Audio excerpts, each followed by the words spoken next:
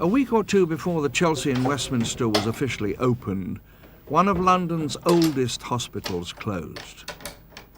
We watched as the last patient left for a bed in the new hospital. Sadly, the Westminster had to go because it was too old, too expensive, and it no longer really served all the people of Riverside. One of several which have gone to make way for the new hospital. Its name has at least lived on here as the Chelsea and Westminster.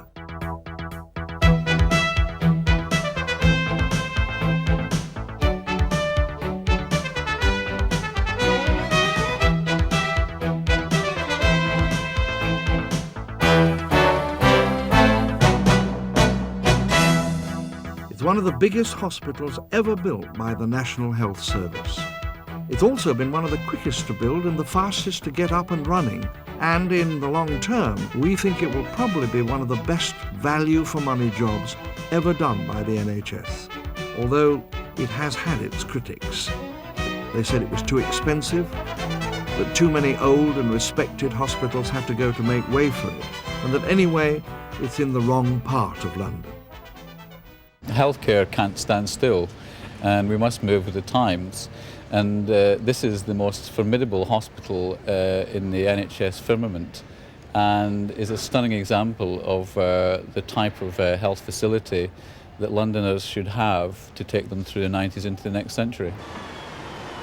The decision to build an entirely new hospital on the scale of Chelsea and Westminster wasn't easily taken. Although given the state of London's health service at that time, it seemed the best solution in the end. It was said there were too many hospitals in London compared with the rest of the country, that they were old, inefficient and expensive to run. In short, there had to be big changes. The reorganisation began back in the 1980s, and it wasn't always popular. Not everyone agreed that the capital could afford to lose so many hospital beds. London's health service seemed to be taking the brunt of government cuts. Riverside, for one, would lose more than a quarter of its budget by the early 1990s. There had to be changes. Riverside's solution was dramatic. One of London's biggest acute hospitals was demolished. 4 more would close. All to make way for a single, modern, purpose-built teaching hospital, the newest and most technically advanced in Europe, the Chelsea and Westminster. There is a dynamic within healthcare. New technologies push healthcare forward, and we must continue to rationalise and provide high-quality healthcare in the most cost-efficient way. And my view is that to concentrate so much formidable healthcare power in a hospital of this kind is the most cost-effective way of ensuring that we stay in the van of healthcare developments through the 90s and into the next century. When the Queen formally opened the new hospital early in 1993, I think it's fair to say that she was just a little surprised by what she saw, and she wasn't the only one. For a start, the new building just doesn't look like an NHS hospital. The string quartet is part of something called Theatre for Health, a privately sponsored project which is certainly brightening the place up.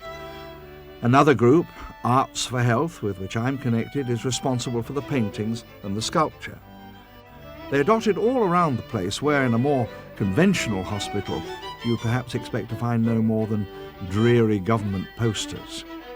We all think these projects are an important part of the new hospital.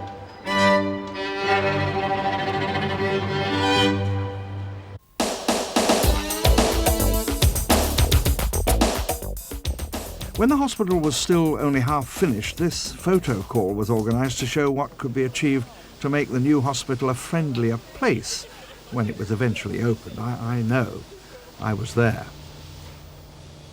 The idea is to get away from the terrible, depressing, Victorian, impersonal hospitals and turn them into something where when you go through the door, there's a feeling of joy and a feeling of optimism and so on. Sadly, too many of our old hospitals are gloomy places. The trouble with having a 200-year history is that the buildings tend to look their age. Despite the conditions, marvellous work has been done in these old buildings, but the ones that went were inefficient, difficult to work in and expensive to run. Altogether, 5 of West London's older hospitals were closed to make way for the new one. The Westminster Children's Hospital, the West London and St Mary Abbots. St Stephen's on the Fulham Road was the first to go, demolished to make a site for the new hospital. St Mary Abbots was once the Kensington workhouse, and a gloomy place it was too. The filmmakers used it regularly as a location for their horror movies.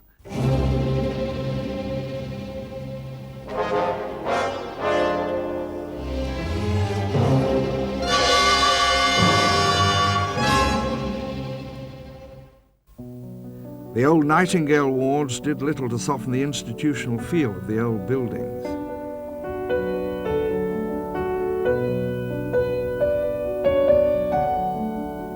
Here, there were few places for personal possessions and few reminders of the comforts of home. Yet for the long-stay elderly and for the elderly mentally ill who lived here, this was often home for the rest of their lives.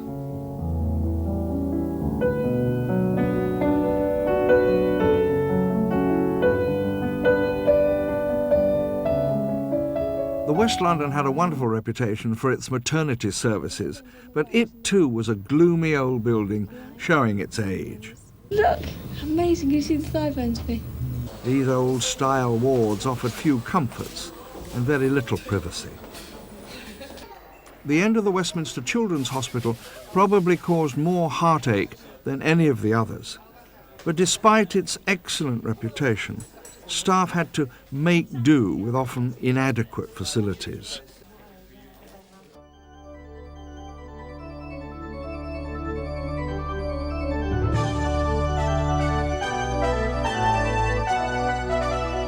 They called the Westminster the MP's hospital because so many were treated here as emergencies. It was the biggest and most prestigious of all old hospitals. And there were a good many people who regretted the passing of an institution with links going way back into the early 18th century. Well, I'm worried about the loss of tradition, always have been, and I believe that the spirit within a hospital is actually a very important component, part of it. But I think that it's up to us to create a new spirit which embodies a lot of what was in the old Westminster, which is a particular style of hospital, a not too big hospital, a hospital which has a kind way of handling people, a hospital which handles a lot of students, and a hospital to which people want to come. Perhaps the Chelsea and Westminster won't last quite as long as some of the old hospitals, although some of the old traditions are being carried on in the new building. Even some of the ward names are borrowed from the old ones. It's much more comfortable and friendly here than in the old-style hospitals with their dingy corridors and crowded wards. I used to work on the neonatal intensive care unit, and for example, if it rained, the rain would just come straight in the windows, on the floor. And I mean, at least here it's modern, it's bright, got loads of facilities, etc., which we didn't have before. And I think especially in the NHS these days, we need more of hospitals like this. The children's department is smaller than the old Westminster Children's Hospital, but the facilities here are much better. The wards are brighter, and there are operating theatres and intensive care facilities all nearby. The patients and parents that have come to this hospital and seen the difference, I mean, they're really impressed by it, and you know, they just think, like, they're very happy that we've actually got this facility, and once they've been here then they can change their minds. I think it was all emotional. It's quite sad because it'd been there for a long time and it served the local community. I think once people know they've come here and had a look around, then they will be quite impressed by it. And the new maternity wards are being kept busy. In a full year, as many as 3,000 are born here. The staff are wonderful too. In fact, most came from the West London, where conditions were nothing like as modern and comfortable. You've got to say it's better, because it is, because it's brighter and it's new. And yeah, it just makes a difference to your morale. You wake up and you just don't mind getting up. Do you know what I mean? Which sounds really stupid, but I don't know, it's just because it's all brighter and it's all new. And people are more excited, I think, about being here. The premature baby unit is only just down the corridor. 19 cots in a modern, well-equipped department. Compare this with the sometimes primitive, outdated facilities at the old West London Hospital. A place with a fine reputation, but earned by staff working in far from ideal conditions. I was at the West London before I came to this hospital, so there's quite a few differences. Obviously the West London was a very old hospital, this is very new. It's lovely to work somewhere where all the doors open, all the windows open, everything closes at the moment, so that's really nice. The wards are set out differently as well. Before, women were in Nightingale wards at the West London, now they're in 6-bedded rooms, and I think that's better because it's slightly quieter for them, and you know, there's not people tramping up and down all the time. It's nice to work somewhere where, like, you know, there's lifts that work. We're quite accessible to sort of all the departments and, you know, dining rooms, pharmacy, everything's sort of on site, and that's quite enjoyable, really. But the Chelsea and Westminster is much more than a single hospital on one site. A mile or so away in Kensington, on the old site of the St Mary Abbots, is this new hearing aid centre, all part of a modern, new community health unit, and a big improvement. The Hearing Aid Centre is a very popular community resource. In its old setup, it was up a very narrow flight of stairs. A lot of their clients are elderly, had difficulty with the stairs. Its booth, for example, was not purpose-built. It leaked, which meant they couldn't do their job properly. We've now got this purpose-built unit. There are no stairs, you walk in, it's got its own WC, and the booth is a modern one, which means they can see more clients, treat them more effectively, and respond better to the needs of the local community. On the same site is a new home for the elderly mentally ill, replacing an old building which had the unhappy distinction of being the last Victorian institution in London to provide acute treatment for patients like these. If you look at this development, it's very much about, I suppose, a vision almost of future healthcare. So yes, it is the hospital, but it's so much more. These are community developments, really, for people so that they can stay within their local environment, who are no longer able perhaps to cope in their own home. And it's about extending healthcare into the community.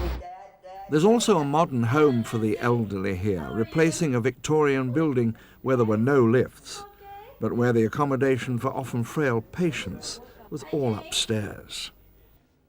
These bright new rooms are all together in a single 2-storey building, a building properly equipped for elderly, frail patients to spend their last days in comfort. And there are plenty of lifts too. Similar community centres have been built elsewhere in the Chelsea and Westminster catchment area. The South Westminster Centre for Health, close by the old Westminster hospitals. The Cobler Centre next door to the new hospital, and the Charing Cross now twinned with the Chelsea and Westminster. They're there to ensure that the disappearance of much-loved old hospitals has not left their communities without good local health care.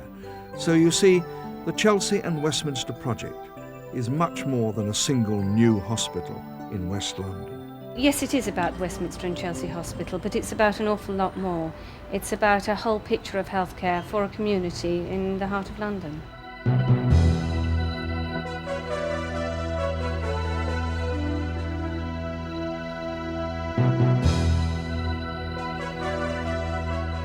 But the centrepiece of the whole project is the new hospital.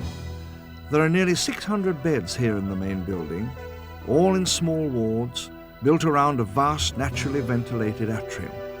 It's the biggest in the world. There's certainly nothing like it anywhere else in the NHS.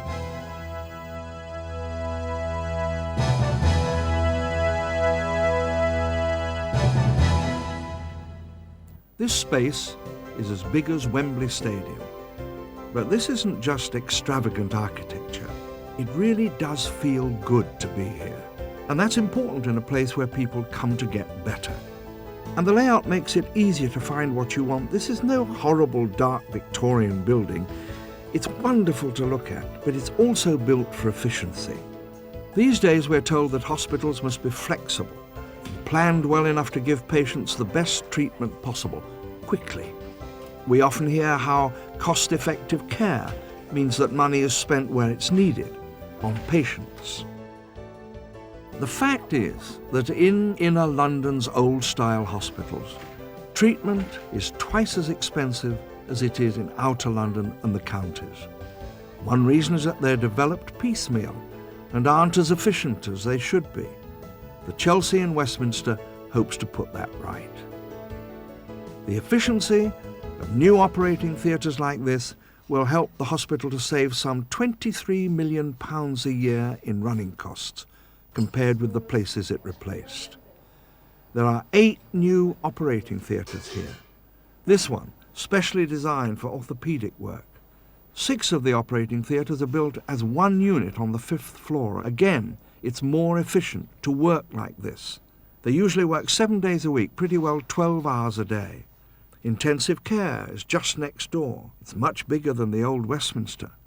2 of the beds are set aside for paediatric care. It's also much better equipped. Wherever possible, the equipment used in the Chelsea and Westminster has been brought in from the old hospitals. Brand new, this CT scanner would have cost at least £500,000. In fact, it came from the Westminster. The kitchens are more like an airline catering factory. They don't cook meals in the new hospital. Most of this food comes ready prepared, down the M4 from Wales. The food is better, and it's much cheaper to do it like this. Each meal is individually heated in the ward where it's needed, so there shouldn't be any complaints about cold hospital dinners here. Hospitals need feeding, but they also need heating and lighting. This is where the Chelsea and Westminster can make big savings. The hospital generates its own electricity and heat. Very little energy is wasted, and surplus electricity is sold to the electricity companies. Who says the enterprise culture and the NHS can't mix? It's nice to know that as a hospital we've done things which are good from the ecology point of view and the economics point of view. The money that it'll save, which incidentally is around about £500,000 a year on our fuel bills, that money we know will go towards more healthcare. These machines can each generate enough electricity to run a small village, and the Chelsea and Westminster's got 2 of them. It's the first time a hospital has been built around something like this, and they'll pay for themselves within 3 years. One of the hospital's great achievements has been its making. It was built in record time, just 5 years from design to completion. Any other NHS hospital has taken at least twice as long, and often longer. It pretty well opened slap on time and didn't cost much more than they originally planned either. All this quite remarkable for such a massive public project. This was partly down to the techniques used to build it. They called it fast-track building, and it was.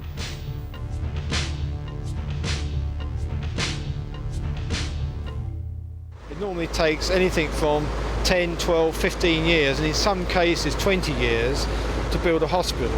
We've used programming techniques, we've used fast management techniques to enable us to do what really any developer knows what he wants and what he expects his professional team to do. So never before has anyone done such a complex building in 4.5 years in the National Health Service. Within a few months of work starting, the roof of the atrium was more or less in place. Special features like lightweight steel used for the flooring made the hospital quicker and cheaper to build. The facts and figures are wonderful to behold. For those who care to know, the entire building weighs only about 1/5 as much as a conventional hospital of its size. Even the concrete was specially lightweight stuff, all used to speed up the construction work. The way they did the bricklaying is another example of how fast track worked.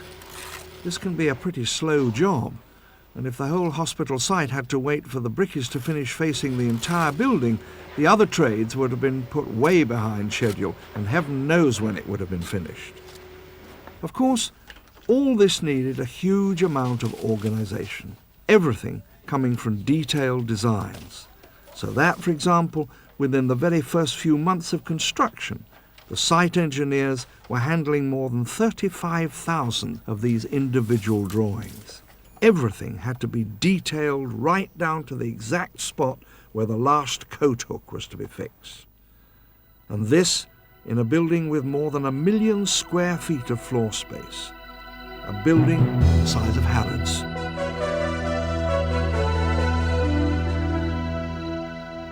The finished hospital is light and airy. The department's linked by walkways. Unlike other hospitals, it's designed so that patients and the people who are here can mix together. There are no dark, forbidding Victorian corridors here. There are trees and fountains. Above all, it isn't meant to look like a hospital.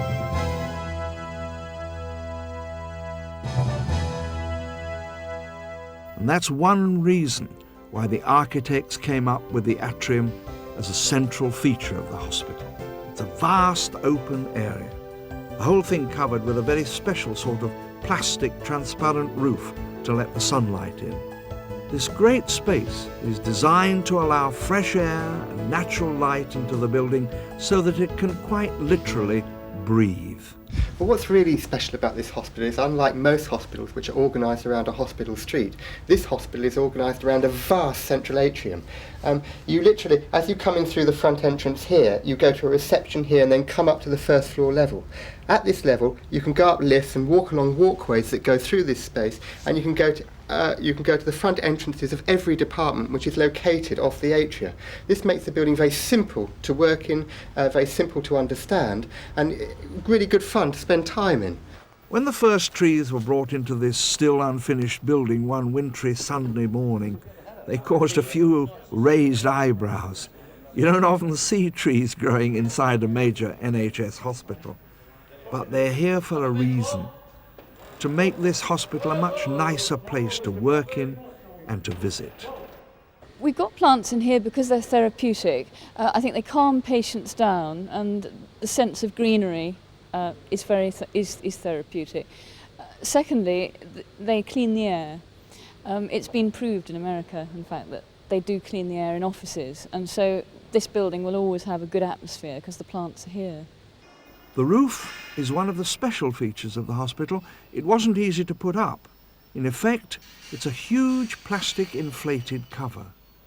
When it was completed, a team of professional abseilers had to be brought in to clean it. In fact, they're a regular sight in mucky London. The roof has to be cleaned indeed quite often.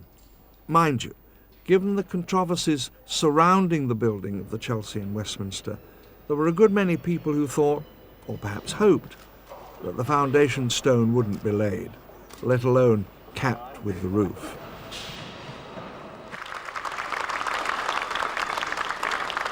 With all major public sector projects, you always have an inner feeling that it might not come off at the end.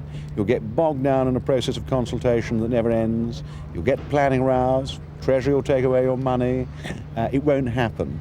Well, once you've got to this stage, and got to this stage so quickly, it's obviously going to happen. And of course it quite clearly has happened. A hospital which must surely have become one of London's great public buildings. Here we are, if you like, in one bound, providing them with the sort of state-of-the-art excellence that ought to be the hallmark of every hospital in the NHS. The NHS has a great deal to be proud of, and this certainly has to be a model of the way forward.